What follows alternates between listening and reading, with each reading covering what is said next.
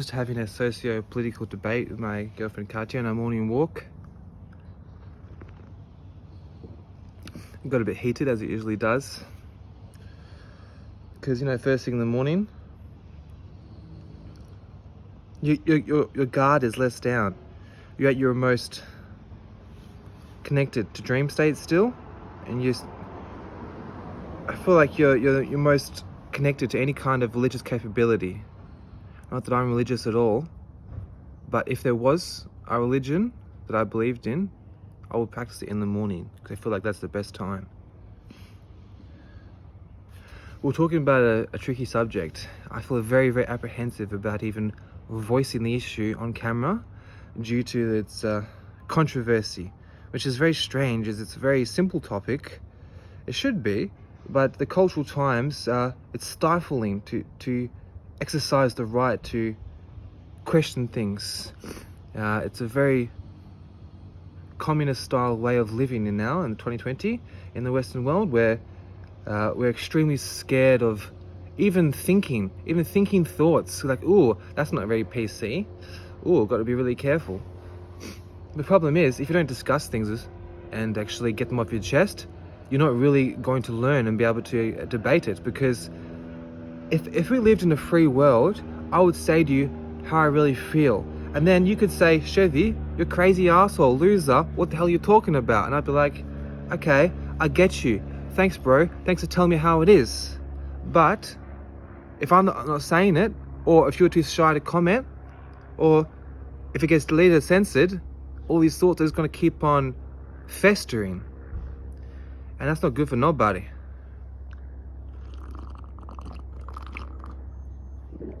It's really cold.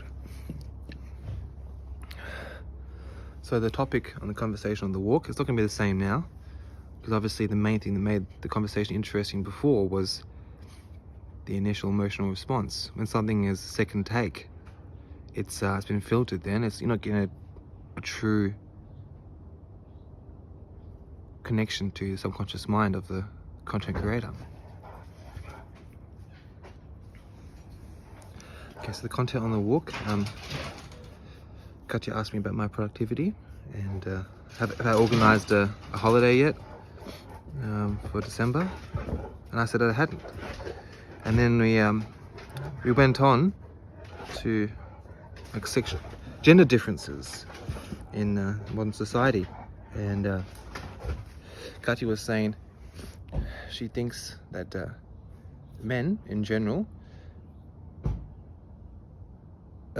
not working as hard as they used to compared to women in the corporate workplace, because she knows a lot of men who are lacking ambition. And my defense as a man is that ambition in what system? It's perfectly reasonable to devote 100% of your discipline, your passion, and want to learn if you see a clear goal of what to cling to. Now, it's very hard to notice what you should really sink your teeth into. What style of living? Capitalism, communism, Amishism. Like, which lifestyle should somebody be able to devote themselves to fully, to give themselves and pour their heart to? And Jordan Peterson taught me that statistically, on the 5-factor scale, with agreeableness versus disagreeableness, meaning friendly, openness, agreeableness I would define as someone who is just willing to accept the rules without questioning them. They're agreeable, like, you know what, that's fine. They're more easygoing. They accept.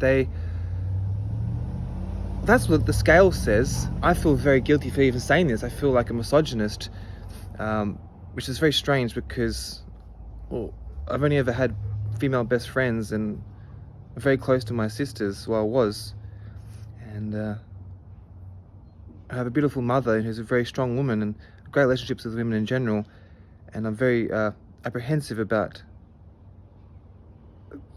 being misconstrued the wrong way.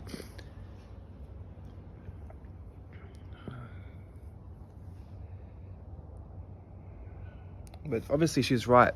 she's right. Men do need to hustle a little harder these days, because I know that a lot of men have issues with video game addiction and just stalling. They can get into a corporate workplace and they just don't seem to. They lost the fire, the spark. They can't just get excited over little things and play the little games. And I think it's because the Western dream is dead. The idea of the white picket fence, the two houses, the overseas holiday to Bali and the bintang, it's dead and gone. People know that's useless. So now it's like, what's the point? What's the point of grinding and hustling and getting all this financial notoriety and success, and then just having it fall through your fingers when someone attacks you online or sets you up, sets you up in some kind of sexual scandal? Because if you ever do amount to any kind of success, now it's so easy to find them out, and the culture has changed the past few years to specifically hunt people, to hunt their reputation and attack them, not physically with a knife or an arrow, but attack them, their words, their reputation, their image, their background. And so not only can you just focus on one task now, like your job, to try and be success, you have to be very careful of snakes, of people trying to weasel their way in to bring you down, because it's an easy way to success is by bringing someone else down. Because it's very, very difficult to write your own path in life, but to try and bring someone down, to try and assassinate someone. Like, well, who's that guy that killed John Lennon? This guy is a fat loser